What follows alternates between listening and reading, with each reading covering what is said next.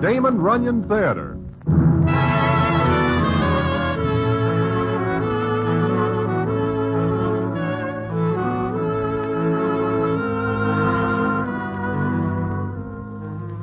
Once again, the Damon Runyon Theater brings you another story by the master storyteller, Damon Runyon. And this one, Broadway Complex. And to tell it to you, here is Broadway. Thanks. It is along toward 4 o'clock one morning, and I am sitting in Mindy's restaurant on Broadway with Ambrose Hammer, the dramatic critic. We are talking of this and that when Ambrose looks toward the door and says as follows. Broadway, who's that guy coming in now? That? Oh, he is a citizen named Cecil Earle. Funny, I've never seen him before. He is what is called the master of ceremonies at the Golden Slipper. Oh. Looks like he's sleepwalking. He is a very odd character. What's the matter, Broadway? I do not like this, Ambrose. Cecil is heading for that table at which are sitting... Louis the Lug, Angie the Ox, and Upstate Red. In his right mind, Cecil Earle would walk 10 miles to keep away from their shadows. Look, he is reaching inside his coat. For a gun. Well, I expect any second to see Cecil Earle do a foldo and join his deceased relatives. Because anybody who reaches inside his coat within eyesight of any one of the 3 citizens above mentioned can also reach for a lily. He is going to need it. But what happens is something different, and which I will tell you in a minute.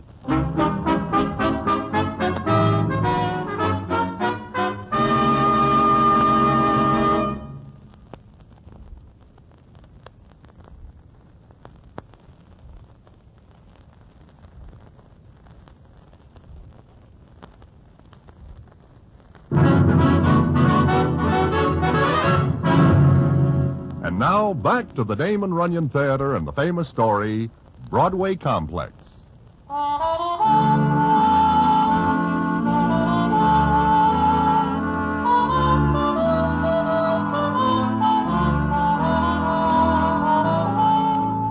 Well, what happens is this. Before Cecil Earle is able to reach the table he is heading for, Ambrose Hammer pops out of his chair and collars him. Ambrose brings him to our table. And what goes on is this. Okay, son. Sit down. Take it easy. You should have let me go. I'd have cooked those babies right here and now. Huh? Cecil, what are you talking about? Who do you think you are? Who are you? Me? Look at me. I know you. Sure you do, Cecil. Ambrose, what is this? I'm not quite sure, Broadway. Cecil. Yeah? What were you going to do a minute ago? I cool off those citizens. Why? For muscling in on my territory. Ambrose, this guy is as wobbly as a 10-cent bicycle. He is nobody but Cecil Earle, and he has no territory. Cecil. Cecil. Huh? Who are you? Me? Why, I'm... He does not know who he is. Yes, he does. Now, look, Cecil. You're Cecil Earle, remember? Earle? Well, who says I'm not? You do. Broadway, do you know where he lives? Sure, over on 49th. Okay, let's get him home.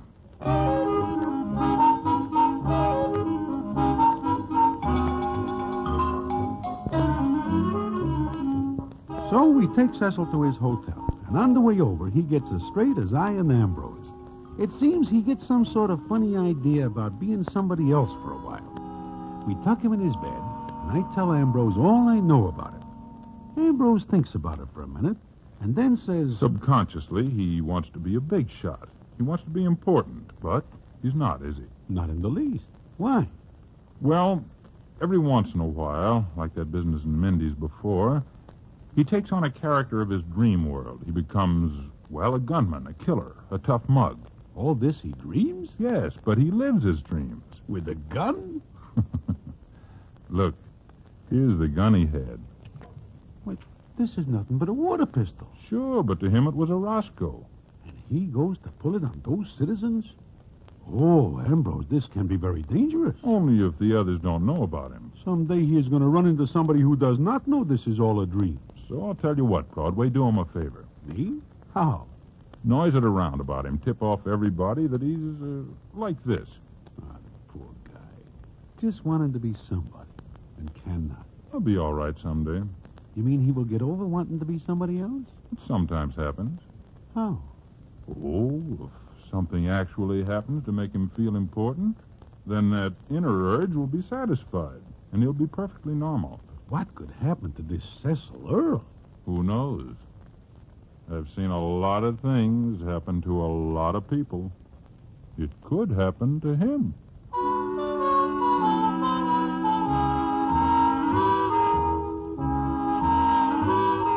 It is not long before everybody knows about Cecil Earl. And a funny thing, even the toughest citizens along this dam play along with him when he gets the dream.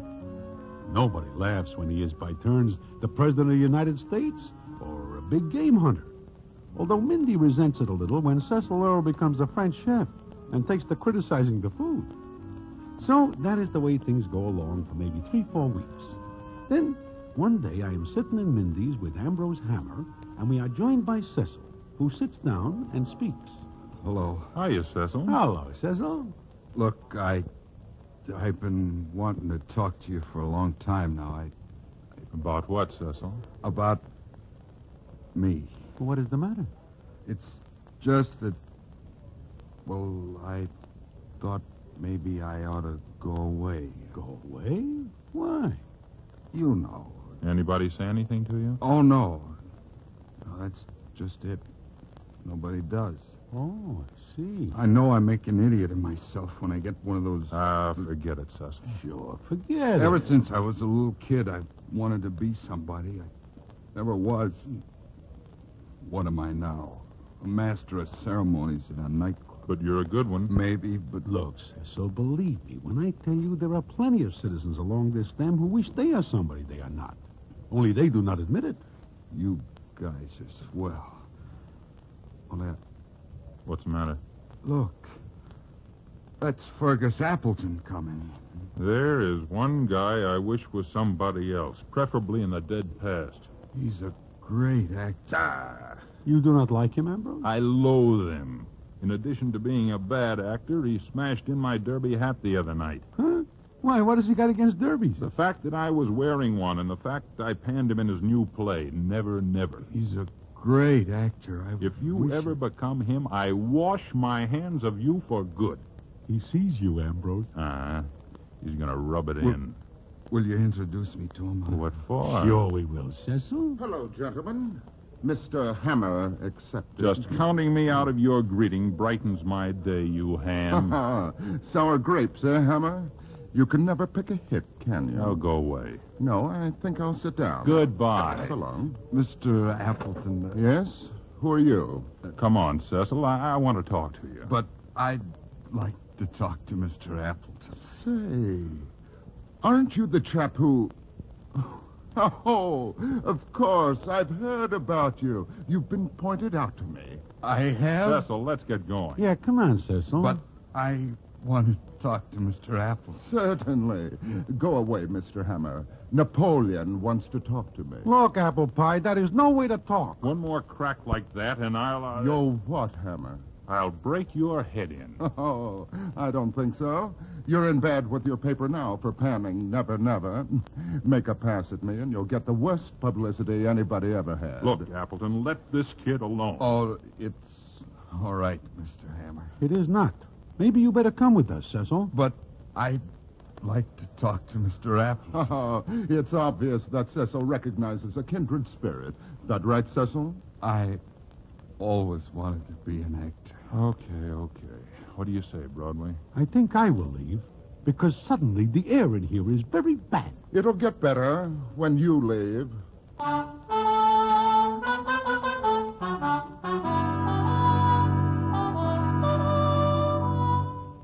I do not like this Appleton character, and I nose around and find out from others that he is an A1 200-carat heel.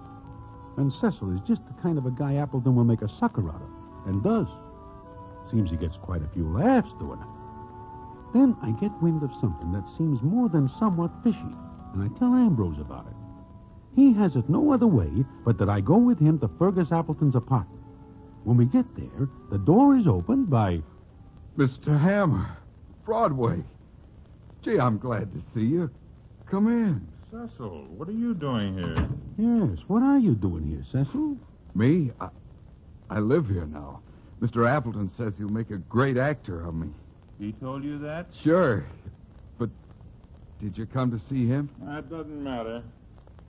So you live here now, huh? Mr. Appleton invited me. Why? He thinks I've got talent. It's a nice place. This your room, Cecil? Uh-huh. How'd you know? Your, picture in here. Mr. Appleton will be home in a little bit. Matinee's almost over. I can hardly wait. Did he know you were coming? I do not think so, Cecil. Say, Cecil, how about a cup of coffee? Can you get one for us? Coffee? Oh, sure. I'll be back in a few minutes. Just make yourself at home. Broadway. Come here, will you? What is the idea of you asking for coffee? You know we just had some at Mindy's. Look, when a guy like Fergus Appleton suddenly becomes a big brother, what do you look for? Rats. Exactly. Appleton's never had a thought for anyone but himself. The only thing I can figure is that he regrets making Cecil a laughingstock and wishes to make it up to him. You believe that? No. Because Fergus does not strike me as the type that ever plays warm for anybody. Unless he wants something. From Cecil? Could be. All of a sudden, we hear that Fergus is treating Cecil like a long-lost relative. Takes him here to live. What are you looking around for? I don't know. Maybe a rat. I smell one. Look, Fergus is due back here soon. What if he catches us here? We're paying a social call, that's all. What is the matter now? Come over here. What is it you find? These books. So, what is so wonderful about finding books? I have a few myself. Yeah. You see what I mean? Who is reading this kind of stuff? This is Cecil's room. The Criminal and the Criminal Mind. Take a look at the next two. Great Crimes of History. The Art of Murder as Practiced by 7 Notorious Murderers. Keep going. The Perfect Crime as a Criminological Study. Ambrose, I do not like this taste in literature. I'll give you 10 to 1 that Fergus Appleton never read books like these in his life. But what about Cecil? Just think about it a second. I do not like to. At first, Appleton uses Cecil as a goat. Then he is very nice to him and gives him this room and these books. Why? That is what I would like to know. What would you like to know? Well, Fergus Appleton, of all people to meet in your apartment. What's the idea, Hammer? Broadway? Oh, nothing. Just dropped in. Not to see me, that's a sin. Oh, you're so right.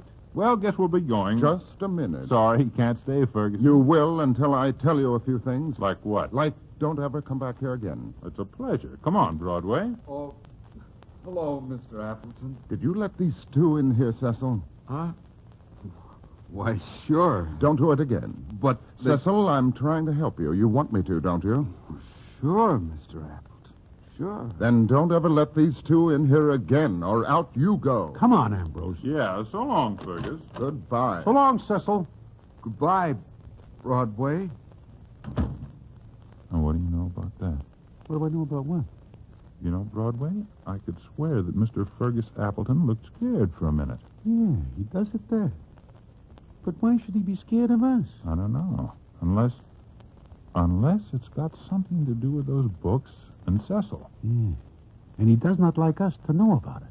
Broadway, something tells me we'd better keep a pretty close watch on this setup from now on.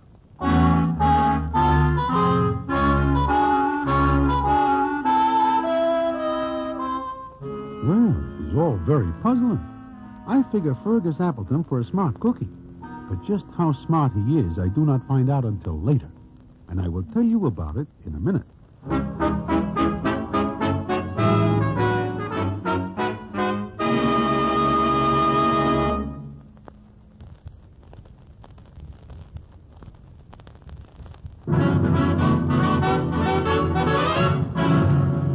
And now, back to the Damon Runyon Theater and the famous story, Broadway Complex.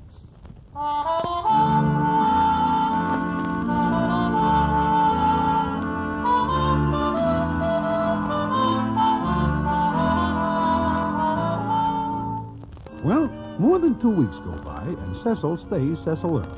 He no longer becomes anybody else. but he also seems to be getting more and more serious.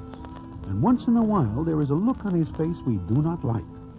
Then, one day, Ambrose Hammer comes to see me. He seems pretty excited as he says, Broadway, I think I've got something. "Is that so? Well, what have you got?" You ever hear of Florence Fayette? Fayette? Oh, yeah, she is the daughter of Homer Fayette. Huh? Who owns the paper I work for? So her father owns the paper you work for. If you will tell me how that ties in with anything, I will buy you a new hat. I'll take a rain check on that, but here's something else. About how long ago do you figure Fergus Appleton started his big brother routine with Cecil? Maybe 3 weeks ago. Uh-huh. And just about 3 weeks ago, Appleton met Florence Fayette at a party. Look, Ambrose, I will agree with you that some people should not be met. But until there is a law against it, what can you do about it? I say there's a connection. He starts being real nice to Cecil at the same time he starts making a pitch for Florence Fayette. I know he is running around with the doll. Florence? Now, what's the angle? I think you were out in the sun too long. What angle can there be? Those books. And you've noticed how Cecil's acting lately? Yeah. Oh, now, wait a minute, Ambrose. If you are thinking that Fergus is going to put a chill on the Fayette doll... Oh, what good would that do him? He's not married to her. He wouldn't inherit her dough. There's got to be something else. Yeah. Her father? Well, her father's not too happy about the whole thing. But what can he do? She's over 21. Then Fergus does not have to put the chill on him. Broadway, do me a favor. What? Talk to Cecil. Find out what you can. Me? But how? He knows Fergus hates me and I hate Fergus, but maybe he'll talk to you. Will you do it? Okay, I will try. Good. Meanwhile, I'll nose around and see what I can dig up.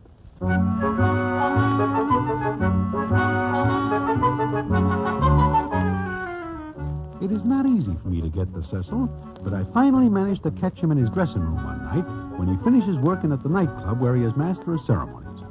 There, what happens is this. Look, Broadway, I'm in kind of a hurry. Sure, but I do not see you for quite some time, Cecil. That is, I do not see you to talk to. I've been busy. Uh-huh. Busy, reading? What do you mean by that? Nothing. What are you so nervous about? I'm not. Oh, I guess it just looks like it, huh? Did you want to see me about something? Like they say, just to talk. I haven't got the time. Cecil, what has eaten you for the past couple of weeks? Nothing. What makes you think that? Well, it just looks like you're acting like a guy in love. What made you say that? What made you say that? You do not have to jump down my throat. I just say it. Why? Why did you say it? Hey, Cecil, take it easy. You're trying to needle me, huh? Give me the works, huh? I am not trying anything. All I say is... I know what you said. Look, I gotta go now. Who is the doll, Cecil? Shut up! You know, you are not a bad-looking guy. Maybe a doll would be glad if you are in love with her. Me? Me? Don't make me laugh. I am not trying. No, Cecil, you are not bad-looking. Maybe this doll likes you, too. She loves him. I know she does. But maybe you have got a chance, too. Against him? Besides, he's my best friend, Fergus. Fergus Appleton, huh? Maybe the doll is Florence Fayette. Shut up. Now let me go. Sure. My book. Where's my book? Is this one? Never mind, I'll get it. Here it is, Cecil. Put it down. I am just handing it to you. Give it to me. Sure. What is it? Give it to me. The Perfect Crime. I said give it to me. You do not have to fight for it. Here. No. I'm getting out of here.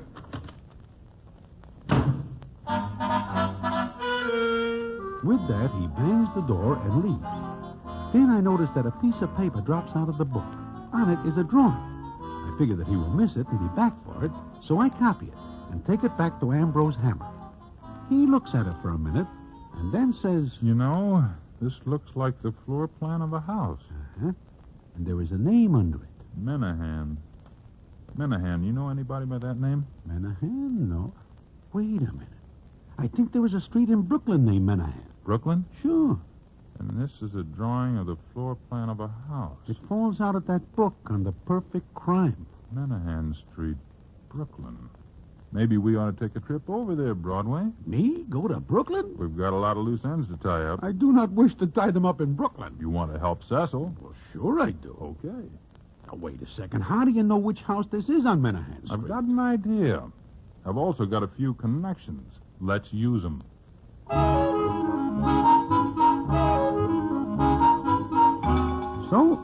Ambrose drags me to where there are maps and plans, and he finds one that matches the drawing we have got.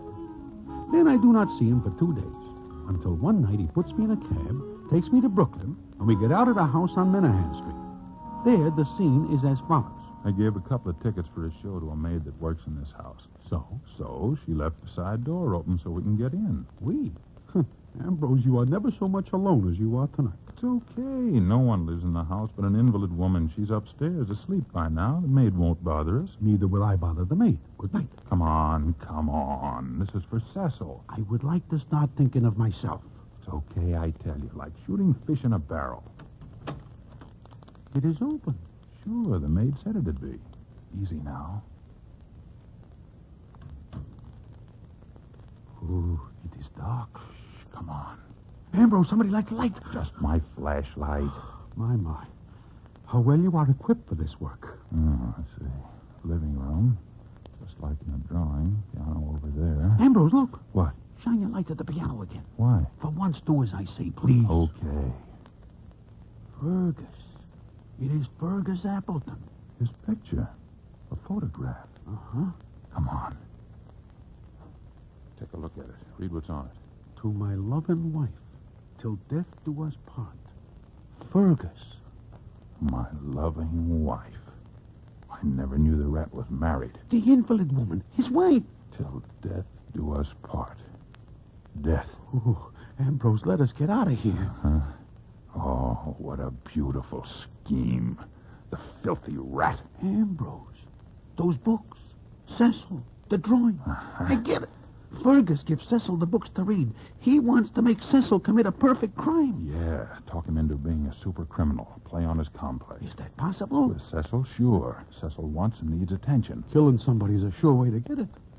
The perfect crime. For Fergus, yeah. With his wife out of the way, he can marry the Fayette doll. I think I will go back and cook Mr. Appleton myself after I go to the gendarmes. No, not the police. Are you crazy? We have got to go to them. They'll only pick up poor Cecil. I don't want that to happen, do you? No, but can you think of something? Let's get out of here first.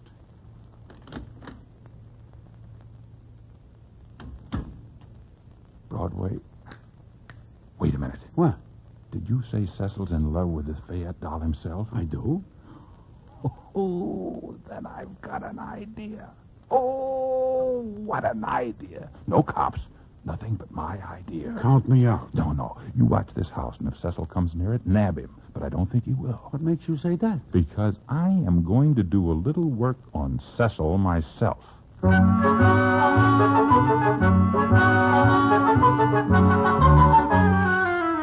It is very dull work watching a house in Brooklyn. But I do, and at no time does Cecil come near it. 5 days go by, and I'm commencing to think that I will never see Mindy's again. Then I call Ambrose, and he tells me to come back home. I do so, and he makes me promise to be in the 1600 Club that night at a table he reserves for us. So, that night I show up there, and the scene is as follows. Ah, Broadway. Have a seat. Ambrose, what is going on? Oh, nothing yet. Oh, don't let Fergus Appleton see you. Fergus? Where? That table near the floor. And that is the Fayette doll with him? It is. You know, I did a lot of work the past 5 days, and I found out something. I learned nothing at all in Brooklyn, but that does not surprise me. What do you learn here? That Cecil has a better chance with the doll than he thinks. Huh? And as for me, I'm going to bust up this guy Appleton's apple cart and get myself a raise from old man Fayette for doing it. You fix things for yourself, huh? Ah, never forget me. Old man Fayette might even make me editor. Then I'll can a lot of guys I hate. Look, what is going to happen here tonight? It is now 11:14 and a half. In 30 seconds, Cecil Earle will come in. Then watch the fun. Ambrose, if you are thinking of making a joke of Cecil, I personally will tap your noggin. Wouldn't blame you a bit. But everything's going to be all right. I hope so. Because there is Cecil now. Yeah, a little early. Now watch. Should I? He's going to Fergus' table. Now what? Watch. You stupid fool. What do you think you're doing? I love her. I love her. Let go of her. I am seeing things. Cecil is kissing the doll. Huh? He is taking her out of here. Stop that couple. Somebody stop them. Come on, Broadway. That's our cue to talk to Fergus. Waiter, somebody stop that couple. Fergus, sit down. You. Me. Sit down, Fergus. Let him go go. of me. If I do, will you promise to go to Menahan Street in Brooklyn? What? What did you say? You heard me. Now sit down. Ambrose. What did you say? Menahan Street. For the love of... not so loud. Looks like you've lost a girlfriend, Fergus. Ambrose, why not have a sandwich? Why don't you lose yourself now, Fergus? Quick, the cops will be here any minute. And anyway, everybody's looking at you. And this is one time you don't enjoy it. Well, all right. Goodbye. Goodbye. Ambrose, if you will stop laughing for 1 minute, I would like to know what happens. Well, you saw it? But I do not understand it. It's very simple. Cecil's in love with her. In a second, I will bang you over the head with these ham and eggs without removing the plotter. Okay, all I did was change Cecil from the perfect criminal to the perfect lover. You what? Sure. I loaded him up with books about Don Juan. He liked them much better than the others. You know, I think he got more out of them. Well, that ends the festivities for that night. But it is still not the end of the story. The payoff comes a month later. And what it is, I will tell you in a minute.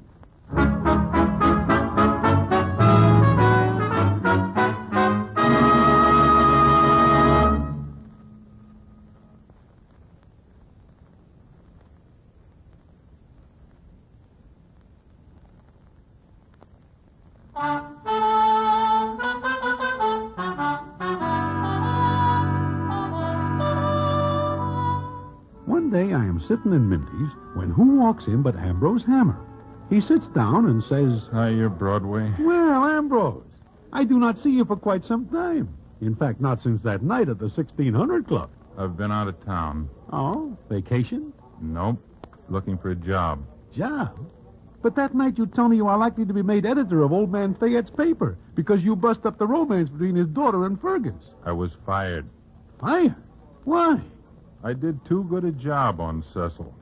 I convinced him he was a Don Juan, and he was. Florence Fayette eloped with him. She... Yeah, funny, huh? You're very funny. But what about Cecil? Where is he? Hollywood. It seems this Don Juan complex stayed with him. In his first picture, he got to be a star, a great lover. You mean Cecil Earle is now in the movies? Yeah.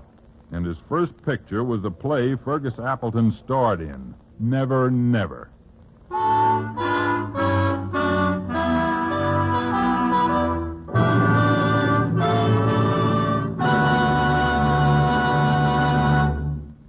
And so ends the famous Damon Runyon story, Broadway Complex.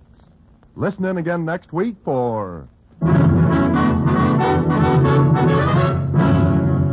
the Damon Runyon Theater.